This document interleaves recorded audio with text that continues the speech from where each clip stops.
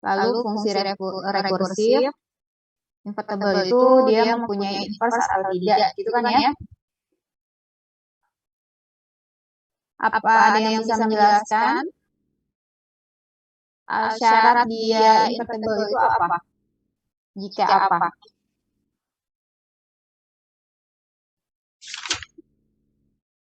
Jika dapat dibalikan ya. Itu inverse-nya. Oh iya. Selain itu, sebelumnya adalah harus apa dulu? Kita harus buktikan apa dulu, baru bisa kita cari inverse-nya. Fungsinya bijektif, Bu. Nah, betul. Jadi harus dibuktikan apakah fungsinya itu bijektif atau tidak, gitu kan ya? Nah, di sini bentar. Nah, di sini dikatakan dia mempunyai fungsi inverse apabila syaratnya itu adalah harus fungsinya itu adalah berkorespondensi satu-satu. Nah, atau fungsi bijektif. Seminggu sebelumnya, di minggu pertama kita sudah membahas tentang fungsi injektif, surjektif, bijektif, ya. Fungsi bijektif itu ada dua syarat, yaitu jika dia injektif dan juga surjektif. Masih ingat kan? Masih ingat? Insya Allah masih. Masih ingat.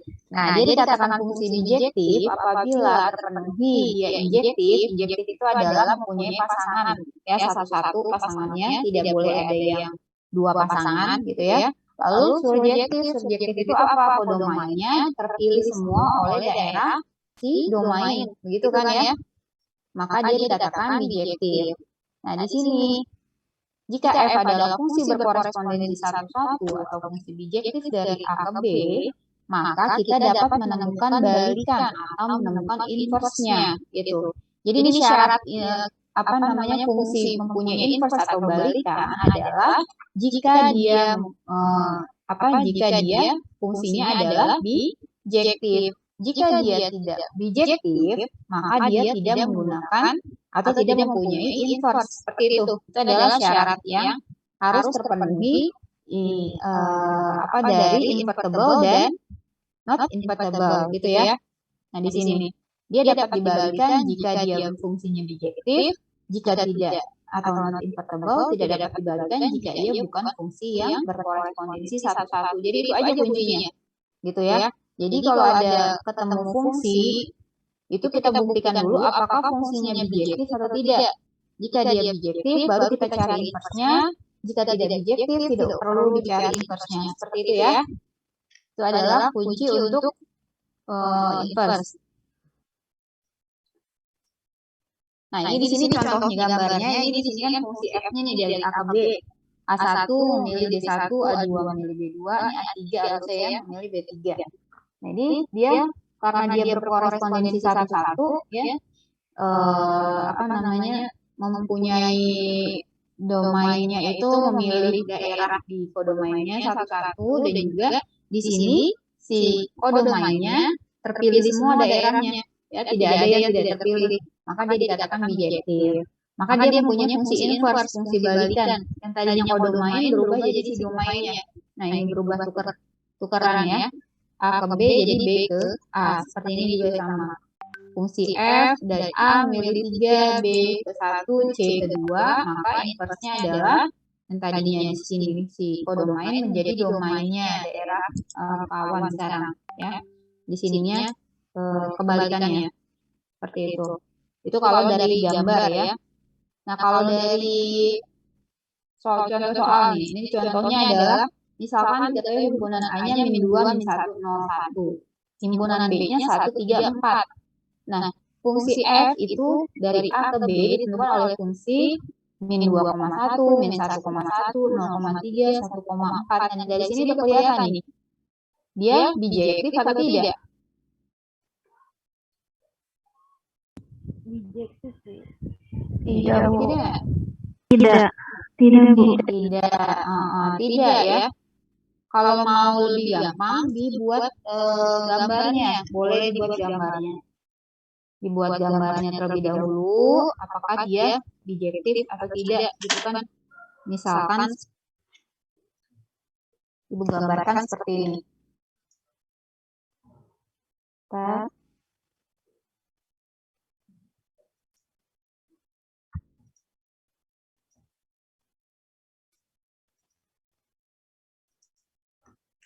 Ya, misalkan di sini kita buat apa namanya, himpunan A-nya ya. Di sini diisi min 2, min 1, 0, 1. Lalu himpunan B-nya di sini 1, 3, 4. Tadi min 2 memilih siapa? Min 2 memilih 1 ke sana. Berarti kan arahnya min 1 kemana? Min 1 ke 1. Lalu 0 ke 3. 0 ke 3. 1 ke 4. Nah, di sini kelihatan ada yang terpilih 2 kali ya. Si 1 ini. Satunya terpilih 2 kali oleh si daerah A-nya. Maka dia dikatakan tidak injektif. Ya, tidak injektif berarti kalau tidak injektif berarti kan kalau bijektif harus injektif, harus subjektif. Injektifnya tidak terpenuhi gitu kan ya. Maka dia dikatakan tidak invertible gitu kan ya. Jadi dia tidak ada inverse-nya seperti itu. Jadi tidak ada inverse-nya untuk yang contoh yang pertama. Paham ya? Jadi kalau nggak ada, kalau bukan bijektif, tidak perlu dicari inverse-nya. Lalu yang nomor 2 nih, contohnya fx sama dengan 2x tambah 3. Fx sama dengan 2x tambah 3. Kita harus buktikan dulu nih, apakah dia bijektif atau tidak. Caranya gimana? Kalau ini kan cara mencari inverse-nya nih ya, yang bawah. Membuktikannya gimana? Fx sama dengan 2x tambah 3. Cara membuktikan kita dia bijektif atau tidak? Diapakan? Kira-kira ada yang mau jawab?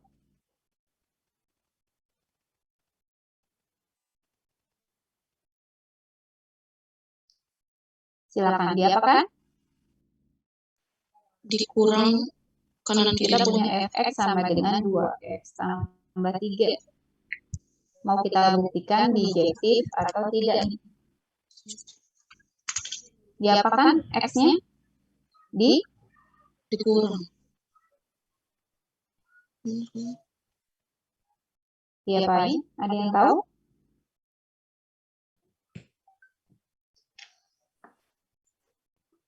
Ada yang tahu? Harus diapakan dulu? Gimana?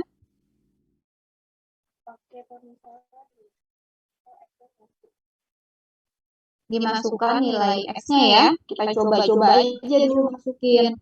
Misalkan yang pertama kita masukkan nilai 0, F0, kalau diganti ke sini berarti 2 kali 0 ditambah 3, hasilnya berapa? 3 ya. Lalu kita coba F1, berarti 2 kali 1 tambah 3 sama dengan 5. Lalu kita sudah coba 0, kita sudah coba positif, kita coba yang negatif sekarang. Misalkan min 1. 2 kali min 1 ditambah 3, hasilnya berapa? Min 2 ditambah 3, hasilnya positif 1. Nah, dari sini terlihat apakah dia injektif?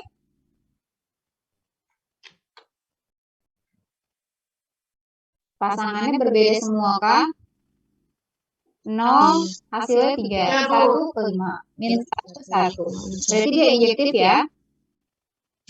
Dia injektif dan juga dia subjektif. Berarti dia termasuk fungsi yang bijektif, itu kan ya. Setelah kita buktikan dia bijektif, baru kita cari ini. Nih, kita cari inverse-nya. Cara mencari inverse masih ingat? Dibuat Y sama dengan 2X tambah 3 ya. Ini kan Fx sama dengan 2X tambah 3. Boleh kita jadikan Y aja ya. Fx-nya boleh dijadikan, misalkan di situ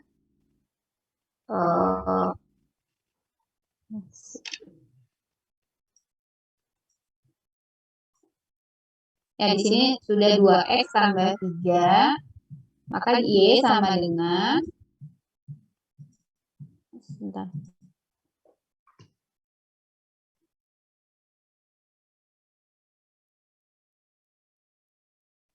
Y sama dengan 2x ditambah 3. Fx-nya diganti dengan Y aja. Terus kita jadikan sendirikan variabel x-nya ya. Jadi 2x-nya sendirikan. Y-nya berarti Y-nya min 3 gitu kan ya. Pindah ruas 3-nya. Jadi negatif. Variabel x-nya sendirikan. Koefisiennya harus 1. Berarti harus dibagi dengan Y min 3 per 2. Kalau sudah seperti ini sudah berubah nih. Ini x-nya sudah berubah menjadi F inverse X. Yang Y-nya, Y min 3 per 2-nya tinggal diganti aja menjadi X min 3 bagi 2. Itu adalah inverse-nya. Seperti itu. Bisa?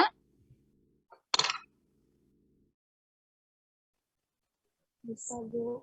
Bisa ya. Yang lain gimana? Bisa, Bu. Paham, Bu. Bisa, Bu. Ya, kita lanjutkan kalau bisa. Nah, ini contoh yang ketiga ini gampang ya. Di sini ada NPM, ada nama, nilai, usia. Kalau kita jadikan sebuah fungsi NPM ke nama, itu pasti dia dikatakan fungsi yang invertible kan? Atau fungsi yang dapat dibalikan. Kenapa? Karena setiap NPM dan nama memiliki NPM-nya pasti berbeda-beda antara satu orang dengan yang lain ya. Maka dia ini misalnya 001 punyanya si Ali, 02 punyanya Benny, gitu kan nggak ada yang sama gitu ya, NPM dan nama. Jadi NPM nama invertible atau not invertible? Apakah fungsi NPM ke nama invertible atau not invertible? Jawabannya adalah ya invertible ya, karena dia berkorespondensi satu-satu, maka dia punya balikan.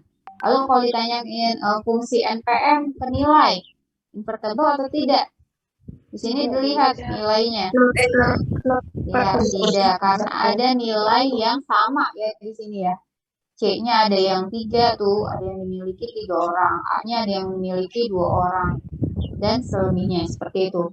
Jadi ada satu nilai yang dimiliki oleh 2 orang atau 3 orang gitu ya.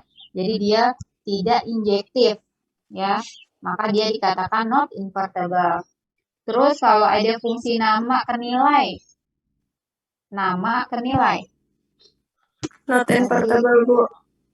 Not invertible. ya not invertible juga ya, sama dengan yang tadi nama NPM. Lalu nama ke usia, fungsi nama usia.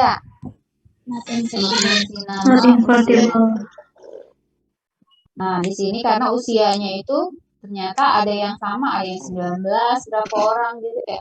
Di sini ada yang sama semua. Ada yang 18-nya 2 orang, 20-nya 1 orang. Nah, jadi not invertible bisa ya untuk yang contoh yang ketiga. Nah, sekarang masuk ke fungsi rekursif. Apa itu fungsi rekursif?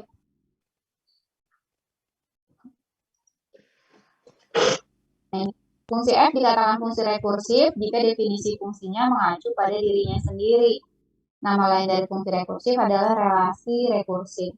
Jadi sebenarnya fungsi rekursif ini yaitu proses pengulangan gitu ya. Jadi pengerjaannya itu butuh pengulangan. Sebenarnya bisa kita kerjakan secara secara langsung sebenarnya. Cuma kalau dari bentuk fungsi rekursif, dia kan tadi mengacu pada dirinya sendiri.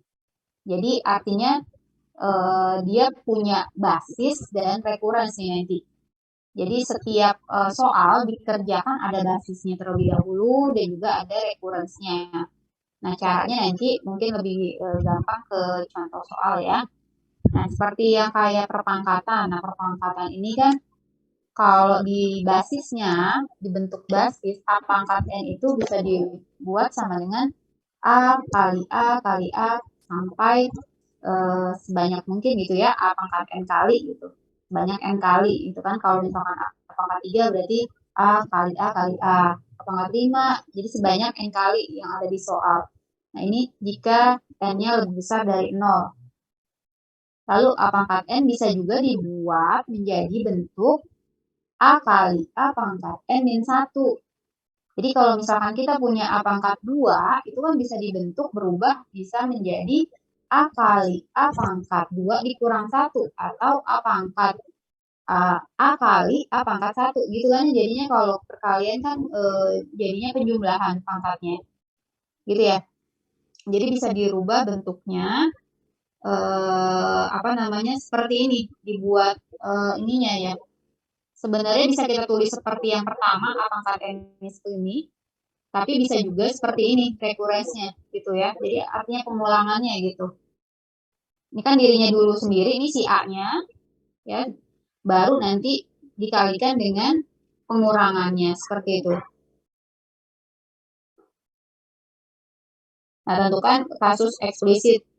Ya, misalkan seperti ini nih, 3 pangkat 5. Mana tadi contohnya? Nah, di sini kan contohnya 3 pangkat 5. Nah, sebenarnya bisa kita kerjakan langsung kan ya. 3 pangkat 5 itu. 3 pangkat 5 kan bisa kita langsung kerjakan sebenarnya menjadi gini kan. 3 pangkat 5 kan bisa kita kerjakan 3 kali 3 sebanyak 5 kali kan gitu kan. Lalu bisa langsung kita kerjakan 3 kali 3 9, 9 kali 3 27 langsung kan. Maka hasilnya kan bisa langsung dapat 243. Tapi dengan fungsi rekursif ini 3 pangkat 5-nya ini dirubah ke disederhanakan dulu. 3 pangkat 5 itu berubah menjadi 3 dikali 3 pangkat 4.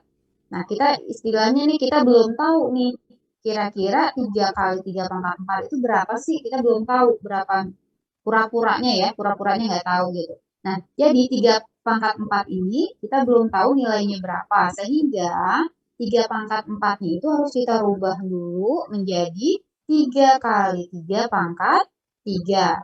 Seterusnya. Lalu 3 pangkat 3 juga begitu, sama. Seterusnya sampai begitu. 3 pangkat 3-nya kita rubah dulu nih menjadi 3 pangkat 3 kali 3 pangkat 2. Seperti itu. 3 pangkat 2 juga belum tahu berapa nilainya. Sampai nanti dapat 3 pangkat 0. Nah, di sini ada definisinya nih. Kalau pangkat 1 itu N-nya sama dengan 0 di sini ya. Jadi fungsi rekursif untuk perpangkatan adalah jika N-nya sama dengan 0, maka hasilnya 1 yang di sini. Nah, di sini 3 kali 3 pangkat 0. Kalau N-nya 1, tadi hasilnya adalah berapa? 1 di sini. Jadi yang semua hasilnya 0, pangkatnya 0, maka hasilnya adalah 1. Jadi 1 kali 3 dapat 3, gitu ya. Setelah kita dapat ini hasilnya 3, baru kemudian kita cari lagi nih ke atasnya yang tadi. Setelah dapat, tadi kan 3 pangkat 2, itu dapat dari 3 kali 3 pangkat 1. Nah, 3 pangkat 1-nya berapa? Tadi kita udah dapat 3. 3 kali 1, 3. Berarti 3 kali 3, 9. Lalu 3 pangkat 2. 3 pangkat 2-nya, 3 pangkat 3. 3 pangkat 3 itu 3 kali 3 pangkat 2. 3 pangkat 2-nya berapa? Tadi kita udah dapat nih si 9. 9 berarti tinggal dikalikan dengan 27. Seterusnya sampai dapat 3 kali 81. Jadi 243. Kira-kira seperti itu jalannya. Bisa dipahami nggak? Bisa, Bu. Bisa, Bu. Ya, jadi itu istilahnya dibuat ininya ya. Kita harus tahu dulu asal usul dari mana si angka 3-nya itu dulu berasal gitu. Dari definisi ini. Jadi fungsi rekursif untuk perpangkatan adalah biasanya dia di soal itu nanti ada rumus-rumusnya gitu ya. Nanti harus mengikuti aja rumus yang ada di soal. Nah, kayak tadi di sini perpangkatan A pangkat N itu sama dengan 1 kalau dia N sama dengan 0. Kalau N lebih besar dari 0, berarti gunakan rumus yang ini. A kali A pangkat N min 1. Gitu. Ya, seperti itu. Lalu di sini contoh yang kedua. Nah, seperti yang ini, n faktorial. Kalau n faktorial beda lagi dengan yang tadi. Kalau tadi kan perpangkatan. Kalau faktorial definisinya ada dua. Jika n-nya sama dengan 0 di sini, maka n faktorialnya berapa? 1 di sini. Jika n-nya lebih dari 0, maka n faktorialnya berubah rumus menjadi n kali n-1 faktorial. Seperti itu.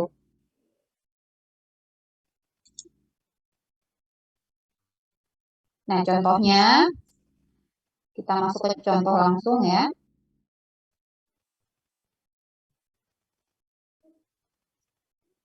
Nah, seperti ini, 4 faktorial. 4 faktorial kalau kita cari langsung kan sebenarnya bisa ya.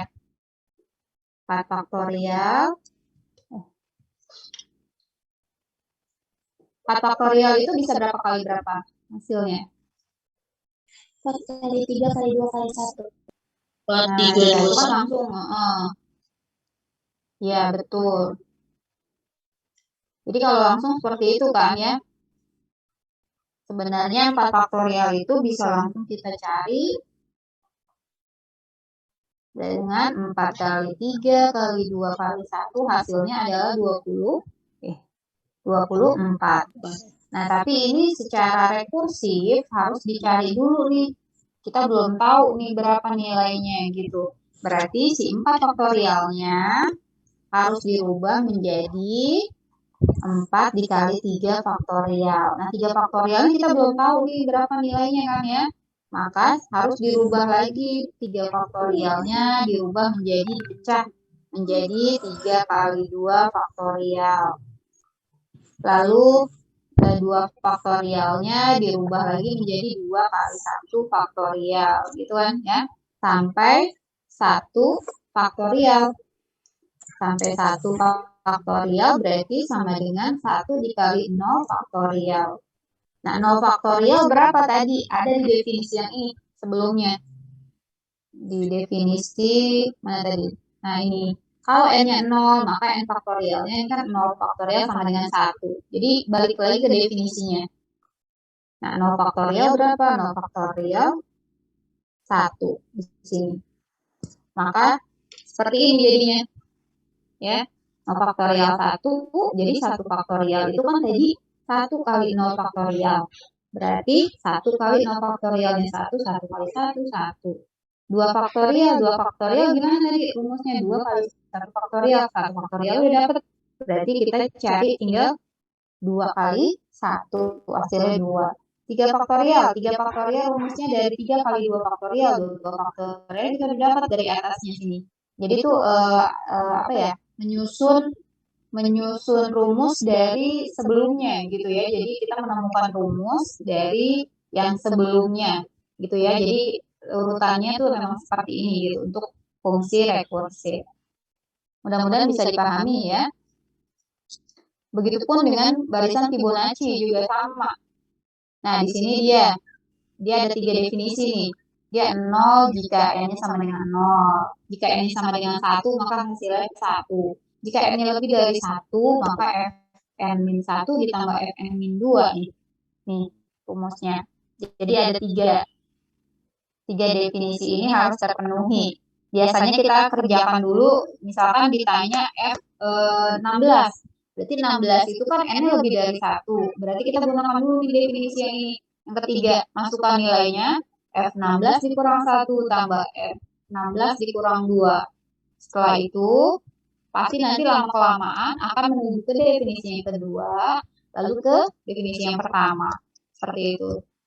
Gitu ya, kira-kira seperti itu. Akarman juga sama, seperti itu.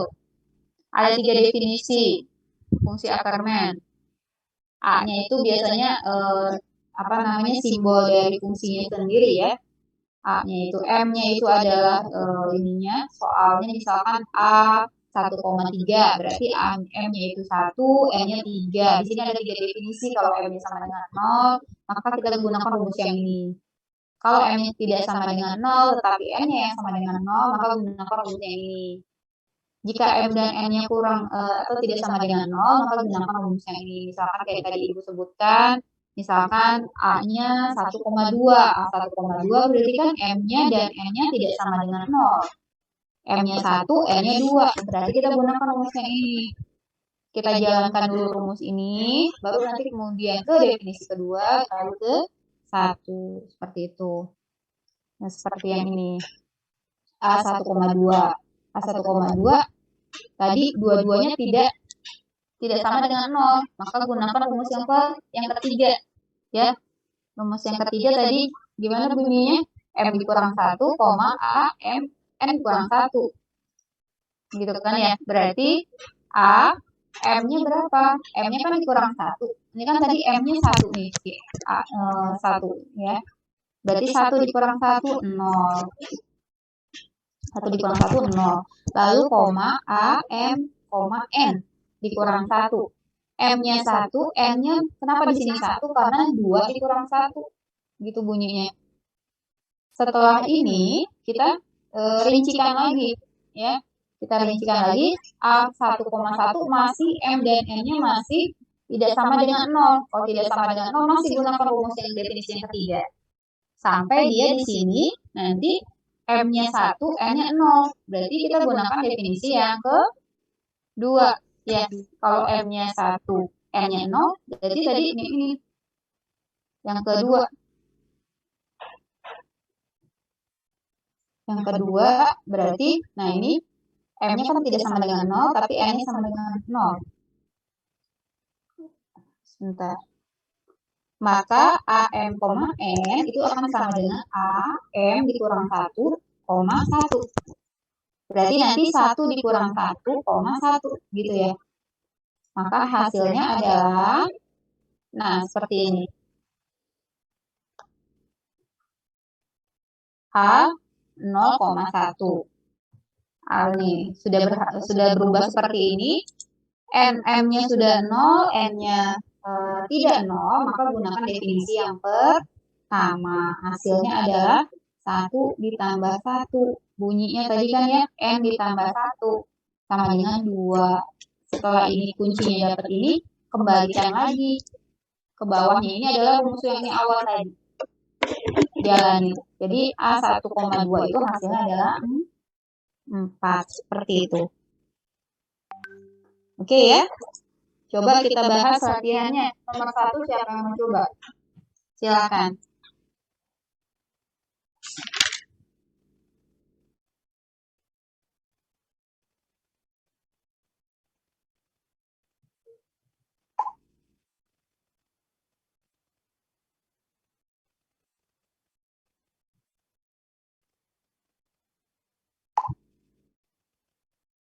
Coba.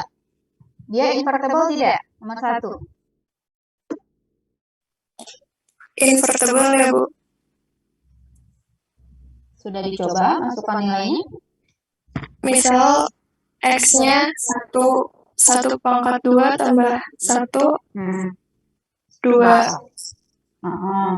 Kalau misal Lalu kalau masukin X-nya 2 pangkat 2, 4 ditambah 1, 5. Itu udah memiliki fungsi memiliki pasangannya masing-masing gitu, Bu.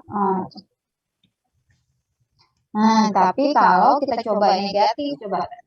Jadi kalau sudah mencoba yang positif, coba kalian masukkan yang negatifnya. Jadi harus ada yang positif, ada yang negatifnya. Sama enggak gitu. Kita kan tadi sudah masukin yang 1 ya, X sama dengan 1. Coba negatif min 1. Kalau kita masukin min 1, hasilnya sama tidak? Sama, Bu.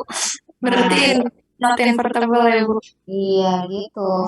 Jadi setelah masukkan positif, kita juga masukkan negatif ya. Jangan lupa. Oke, Bu. Jadi kalau ada salah satu aja yang sama nilainya itu sudah tidak dikatakan bijektif gitu ya. Jadi nomor 1 itu not invertible karena dia tidak bijektif gitu ya. Nomor yang kedua ini mohon maaf ya, dia bergeser. Untuk yang fungsi A itu A ke 2, B ke 1, C ke 2. Bisa terlihat ini dia fungsinya bijektif bukan? Yang fungsi F. Enggak, Bu. Enggak ya, kenapa? Karena yang A itu ada ke B-nya itu ada 2, Bu. Ya, betul ya, karena yang si tiganya juga nggak punya pasangan ya.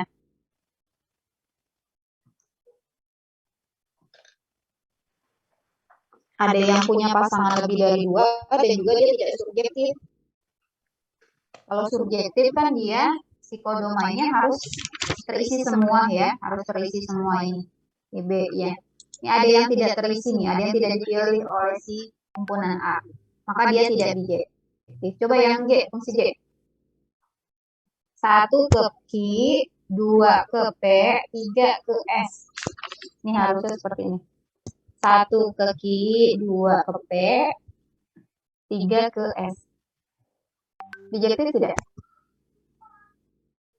Bukan, Bu. Bukan. Kenapa? Karena ada yang nggak terisi Enggak. R. Iya. Ya, R-nya ada yang tidak terpilih ya. Maka dia tidak subjektif. Selanjutnya yang fungsi H, coba. P ke 4, Q-nya ini ke 6, R-nya ke 5, S-nya ke 5 ini. Tidak. Tidak. Bu. Karena ada yang ya, karena ada yang 2 ya. Ada yang 2 ya. Ada yang 2 pasangan. Jadi dia dikatakan 3. Jadi dari ketiga gambar ini tidak ada yang invertible ya. Sepakat ya? Iya, Bu. Oke, lanjut. Nomor 3. Diketahui 3 buah fungsi A, B, C seperti di bawah ini. Fx-nya sama dengan 2x tambah 1. Itu dia invertible tidak? Invertible. Sudah dicoba? Invertible ya. Kalau invertible berarti punya inverse nggak? Punya. Punya. Berapa inverse-nya? Iya, -1/2. Y-nya dirubah dulu jadi variabel X. Jangan Jadi X. -1/2. Iya, betul. X min 1/2. Yang lain sama? Sama, Bu. Iya. Ya. Lalu yang B, coba. Betul ya. X min 1/2. Yang B, invertible tidak? Tidak. Tidak. Berarti dia tidak punya inverse. Yang C, Tidak. Tidak. Hah? Invertible. Invertible tidak? Invertible. Iya. Ada yang jawab iya, ada yang enggak nih. Invertible, Bu. Invertible, ya. Invertible ya, karena kalau kita masukkan 1, misalkan 1/3 jadi positif 1. Kalau kita negatifkan, tetap negatif kan hasilnya ya. Berarti invertible. Berapa inverse-nya? Inverse dari X pangkat 3. X. Pangkat 3X. Pangkat 3X. Akar 3X atau dibuat pangkat jadi berapa? X pangkat 1/3. Iya benar, X pangkat 1/3. Bisa ya? Alhamdulillah tuh bisa nomor 3. Selanjutnya nomor 4. Misalkan F fungsi R ke R didefinisikan oleh Fx sama dengan 3x min 2. Buktikan bahwa Fx adalah fungsi bijektif. Dan carilah rumus fungsi inverse-nya. Berapa tuh hasilnya? Buktikan dulu apakah dia bijektif atau tidak. Coba dibuktikan. Boleh digambar, boleh dimasukkan ke rumus.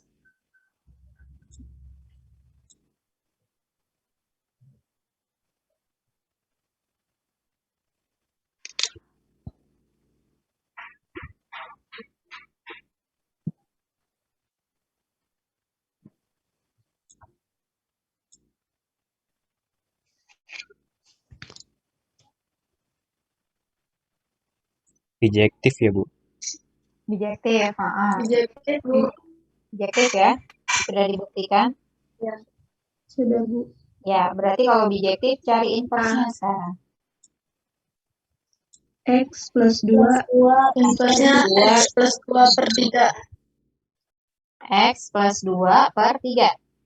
Per 3. Ya, Iya, Bu. ya betul. Pintar. Selanjutnya, ini yang lain ketinggalan nggak nih? Bisa semua ya dari 1 sampai 4. Kalau ada yang belum paham, boleh silakan di-cut dulu.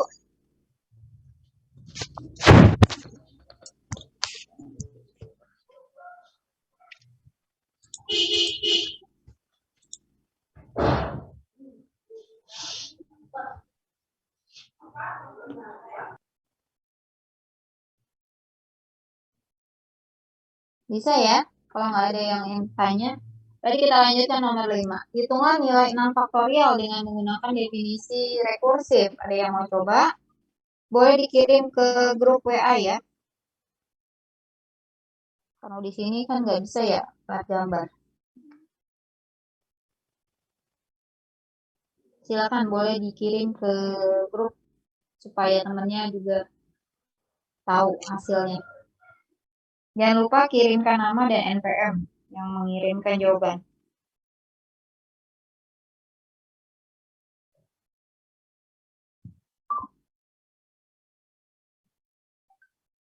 Ya, ini Alif sudah menjawab. Berapa hasilnya? 720 sama yang lain? Sama, Bu. Sama, Bu. Ya, sama ya. Nah, prosesnya seperti itu yang ada di grup ya. Boleh dilihat yang belum tahu, yang belum menemukan jawabannya seperti itu. Jadi 6 faktorial dirubah menjadi 6 kali 5 faktorial, lalu 5 faktorialnya dirubah lagi, dipecahin lagi, sampai nanti dapat 0 faktorial. 0 faktorial itu 1 dari definisi yang pertama tadi ya. Setelah itu selanjutnya tinggal ngikutin aja dari atas. Ya, Dinda juga betul. Jawabannya ya sama 720. Tidak ada masalah ya untuk nomor 5, alhamdulillah. Coba sekarang nomor 6. Tentukan nilai F20 dalam barisan Fibonacci. Tadi kan kita sudah sudah ada tuh F mulai dari F0, F1, F2, F3 sampai F10 ya. F10 itu terakhir 55 kalau nggak salah nilainya. Itu boleh mulai dari F11. F11 itu didapati dari F10 ditambah F9.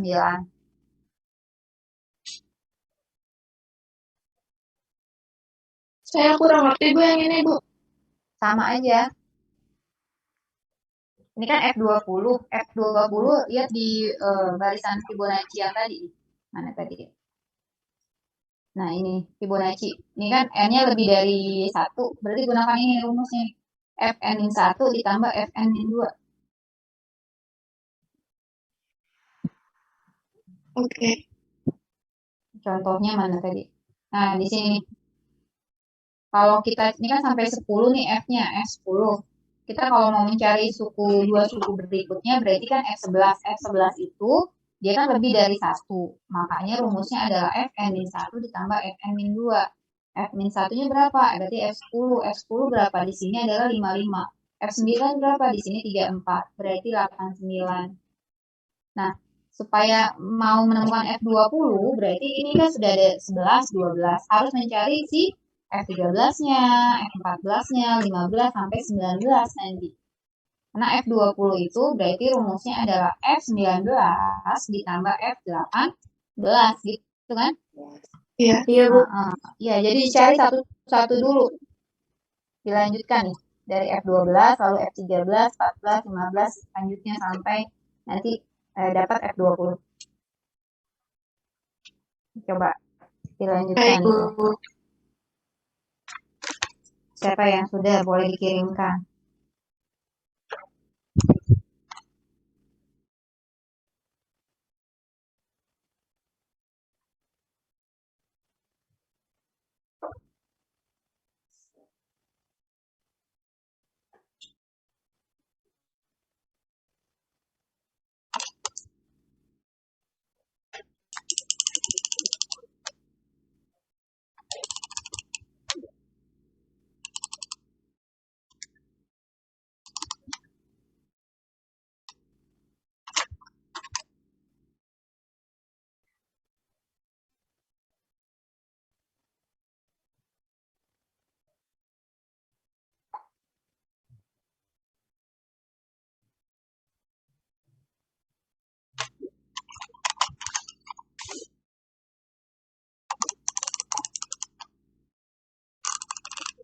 Ada yang sudah?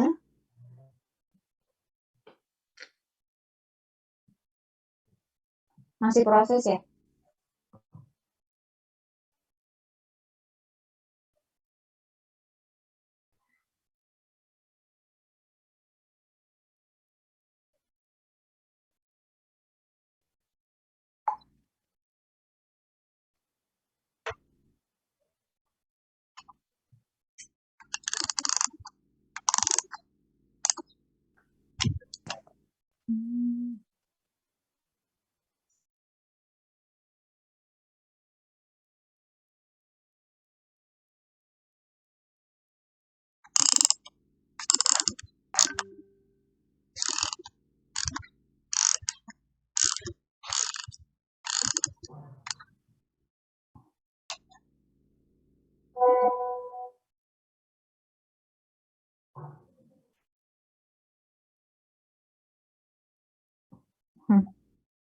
Ya, ini sudah dijawab. Berapa hasilnya? 6.765. Ya, betul ya. Boleh juga secara langsung seperti ini, seperti siapa? Harida ya. Boleh juga kalau mau dijelaskan lagi boleh.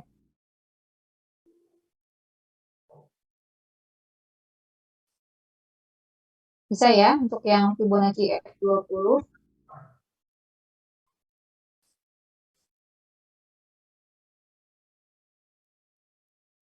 Hasilnya betul dua-duanya 6.765. Sekarang lanjut ke nomor 7. Fungsi Ackermann untuk menentukan A1,4. Silakan. Tadi sudah ada contohnya di sini. Tadi A12 nih di sini. Ditanya A14. Berarti M-nya 1, N-nya 4.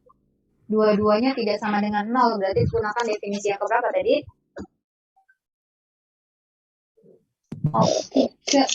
Iya, yang ketiga.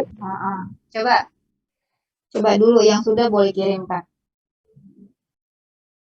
Boleh kirim lagi, Bu. Tadi saya sudah menjawab yang nomor 6. Oh, coba yang lain dulu ya. Nanti kalau nggak ada boleh. Oke, Bu. Coba yang lain yang belum, boleh silakan dikirim.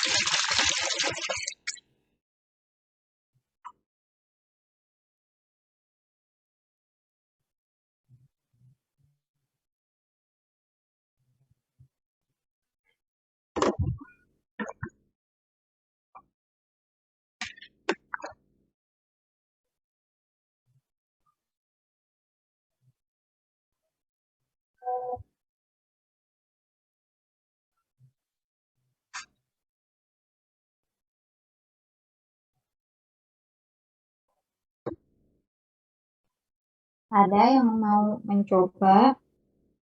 Yang belum, boleh dicoba.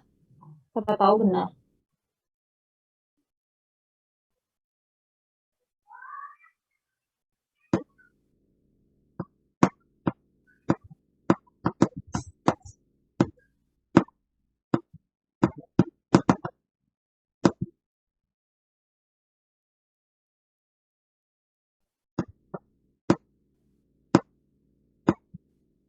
Indri Aulia sudah?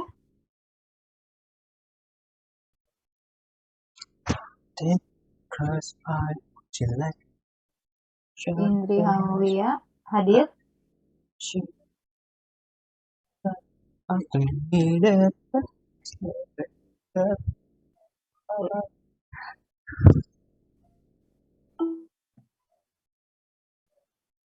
Indri, kedengeran nggak Indri?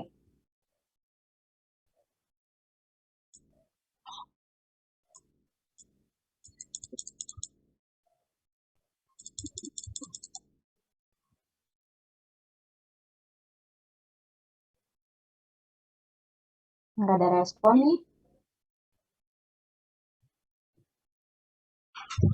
Kiki Asifah hadir?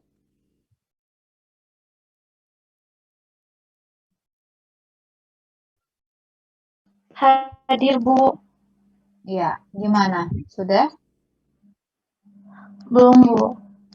Bisa nggak tapi? Pas di bagian yang ininya, Bu. Yang Yang di mana? itu rumusnya A, M dikurang 1, koma A, M dikurang koma N dikurang 1 ya, Bu. Yang itu kan. Iya, yang 3. Yang definisi ketiga yang ini. Nah, ini nih. AM kurang 1, AMN kurang 1. 1,4. Nanti setelah dikurangin 1 berarti kan di sini 0. A0, AMN dikurang 1 berarti 1,3 gitu kan ya. Iya. Ada yang apa? Oh, ya. Oke, ada yang kendala tadi. Dilanjutin aja. 0, A 1,3. Berarti 1,3-nya ini dipecah lagi 1,3. Pokoknya sampai di sininya itu sampai dia hasilnya M-nya itu sama dengan 0. Di sini kan masih 1, di sini masih 3. Berarti belum 0. Masih jalankan definisi yang ketiga. Ya, silakan yang sudah itu boleh jawab deh. Yang tadi mau menjawab siapa? Saya, Bu. Baik, Bu. Oh, ini tadi si Alif juga sudah mengirimkan. Boleh yang lain juga yang sudah boleh kirimkan. Bu, kok saya masih belum paham, Bu. Kenapa? Masih belum paham ini, Bu. Masih belum paham? Iya. Silakan. Yang Ackerman ini. Ya, Bu. Coba Alif. Alif? Iya, Bu. Coba temannya minta dijelaskan. Hmm. Lihat masing-masing ininya ya. Apa namanya grup WA-nya? Kan itu yang definisi yang ketiga yang pertama itu. Jadi karena M dan N-nya tidak sama dengan 0. Iya, terus M-nya dikurang 1 kan keluar 1,4, jadi 0 jadinya. Terus yang N-nya itu juga sama, N dikurang 1 jadinya 3, jadi 1,3. Lalu turun ke bawah, ini emang harus kayak gini ya Bu bentuknya kali itu. Iya. Bentuknya emang seperti ini, supaya terlihat maksudnya prosesnya. Iya, terus yang A 1,3 itu juga sama, masih pakai fungsi yang definisi yang ketiga. Iya, seterusnya sampai ke A titik A 1,1 ini udah masuk ke definisi kedua. Kan tuh ada bawahnya lagi kan A 1,2. Maksudnya. Iya, yang A1,0 maksudnya. Iya, Bu, yang itu. Yang A 1,0 itu pakai definisi yang kedua. Berarti M-nya itu dikurang 1. 0, lalu N-nya itu jadi 1. Terus yang terakhir itu yang paling ujung yang A dalam kurung 0,1 itu pakai definisi yang sama dengan 1 tambah 1 sama dengan 2 itu pakai definisi yang pertama yang jika M sama dengan 0 maka A M, N itu N-nya itu ditambah 1. Iya. Nah, itu di situ kuncinya tuh. Iya, terus seterusnya ke bawah tinggal diisi di teman-teman gitu. Iya. Pokoknya kuncinya sampai dia dapat M-nya sama dengan 0, maka si N-nya mengikuti aja tuh. Tinggal kan dapat rumus N tambah 1 kalau N-nya sudah 0. Nah, di situ kuncinya. Ini sudah dapat A1,0. Gitu kan ya. A1,0 berarti kan M-nya sudah 1. Sudah 0,1 ya tadi ya, bukan 1,0. 0,1, M-nya sudah 0, N-nya itu ada 1. Berarti masukkan aja N-nya, masukkan rumus ke N tambah 1 nih di sini. 1 tambah 1 berapa? 2. Berarti A 0,1 dapat nilainya 2.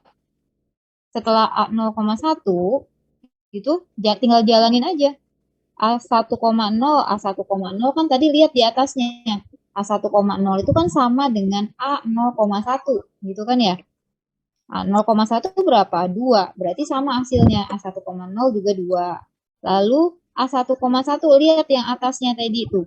A1,1 rumusnya dari A, 0, A1,0. A,0 berapa? A,0 di situ. Tinggal dijalanin aja tuh di situ ya. Tinggal 2, berapa tadi tuh di situ? A1,1. Ini tulisan berapa nih? 2 apa berapa nih? 1 ya. 0,2 di sini. Iya, Ya, Bu. pokoknya kalau udah ketemu kunci A 0,1 itu sama dengan 2, udah tinggal jalanin aja rumus dari yang atasnya tuh. Gitu ya. Tinggal dimasukkan rumus-rumusnya. Jadi dia rumusnya itu dari yang atasnya. Kalau udah dapat ini tinggal ditambahin dari yang atas kayak gitu. 2 ditambah 1, 3. Berarti A1 3, 3 ditambah 1 sama dengan 4. Karena kan rumusnya di sini itu kan N plus 1. Jadi ke bawahnya tuh tinggal ditambahin 1 aja sih semuanya. Berarti kurang lebih sama yang ke nomor 5 tadi ya, Bu? Iya, sama. Jalannya sih sama semuanya juga ya. Pokoknya inti fungsi rekursif itu gimana caranya dia dirubah dulu bentuknya gitu. Dirubah dulu bentuknya menjadi definisi yang pertama. Atau menjadi fungsi pertama di kayak yang tadi Fibonacci kan juga gitu kan, sama kayak gini. Nah, Fibonacci kan tadi rumusnya ada 3 juga nih. Nih, misalkan ini, kan ini nih. Jika N-nya lebih dari 1, kita gunakan rumus yang ini. Kalau N-nya sama dengan 1, kita hasilnya adalah dapat 1. Kalau N-nya sama dengan 0, hasilnya 0 gitu loh. Jadi kalau ditanya F1, berarti ya udah langsung F1, berarti N-nya kan sama dengan 1. Ya udah hasilnya 1. Kalau F-nya 0 ditanya F0, berarti kita gunakan langsung yang ini, definisi yang pertama. F0 berarti hasilnya ya udah 0. Tapi kalau misalkan yang ditanya F3 itu kan berarti N-nya lebih besar dari 1. Berarti kita gunakan rumus yang ini. F3 berarti F3 dikurang 1 ditambah F3 dikurang 2. Berarti F2 ditambah F berapa? 1. F3 dikurang 1, F2 ditambah F1 gitu kan ya. F1-nya berapa tadi? 1. F3-nya sudah dapat belum? F2-nya sudah dapat belum? Belum. Kalau belum dapat berarti harus cari dulu F2-nya dipecah lagi gitu. Gitu kan ya. Supaya dapat ini nih. Yang udah ketahuan kan nilai si 0 sama si 1 gitu. Jadi yang belum tahu ya dicari gitu supaya dapat ininya kunci si 0 dan 1-nya. Gitu maksudnya. Sama semuanya kayak gitu, fungsi Fibonacci, Ackermann, begitu rumusnya. Jadi tuh dari sini dulu pasti dia, kalau misalkan soalnya A 0,3, berarti nggak usah langsung ke definisi yang ketiga kan, karena kan M-nya sudah 0. Kalau M-nya sudah 0, berarti kita gunakan definisi yang keberapa langsung? Yang ke 1. Langsung aja berarti N tambah 1.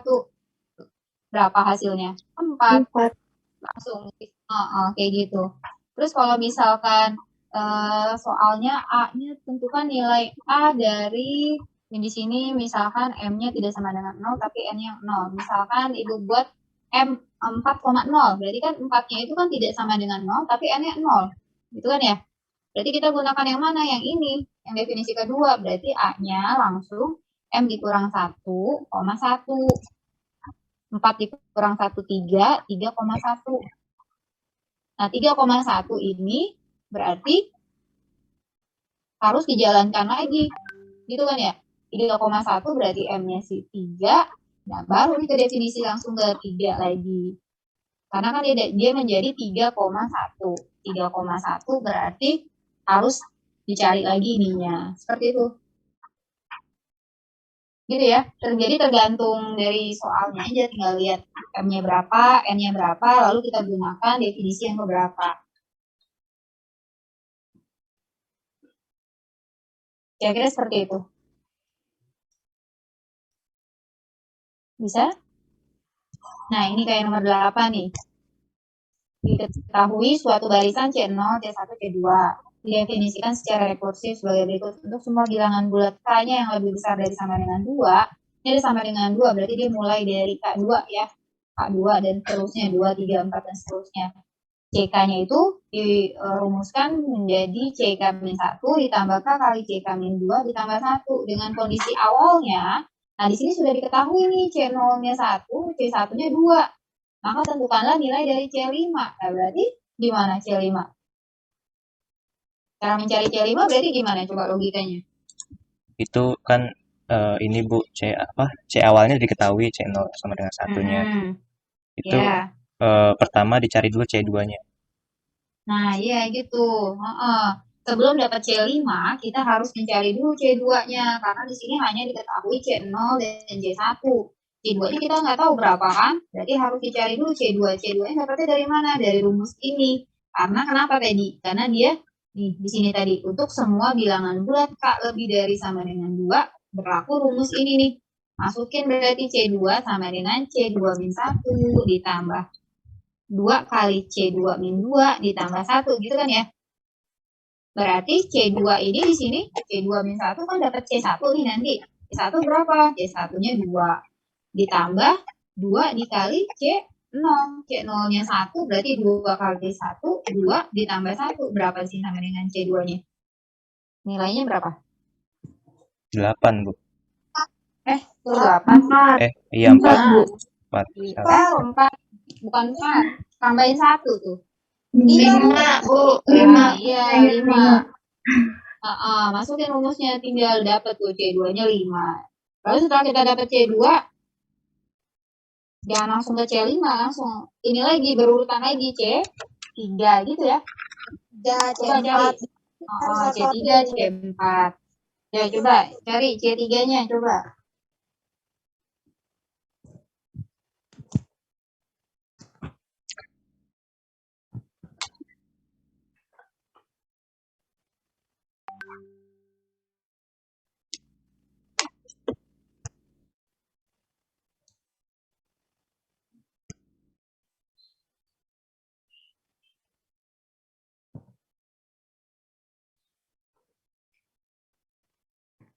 Berapa C3? 12 bukan, Bu? Ya, betul, 12. Sama ya. Cari lagi C4. Sampai dapat C5.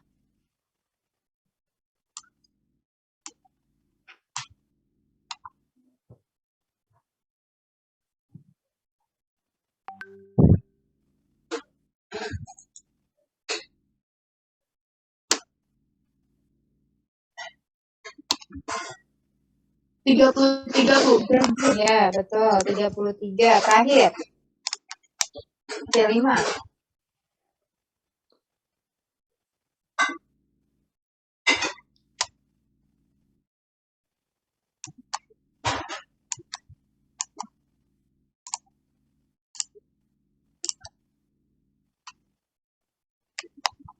Sembilan puluh empat, Bu.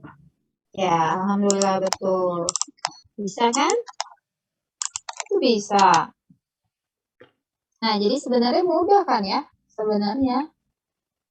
Cuma kita harus tahu konsepnya aja, cara pengerjaannya itu pakainya gimana gitu ya. Sebenarnya setelah dikerjakan, kalau sudah ini sebenarnya mudah itu soal-soalnya. Ya.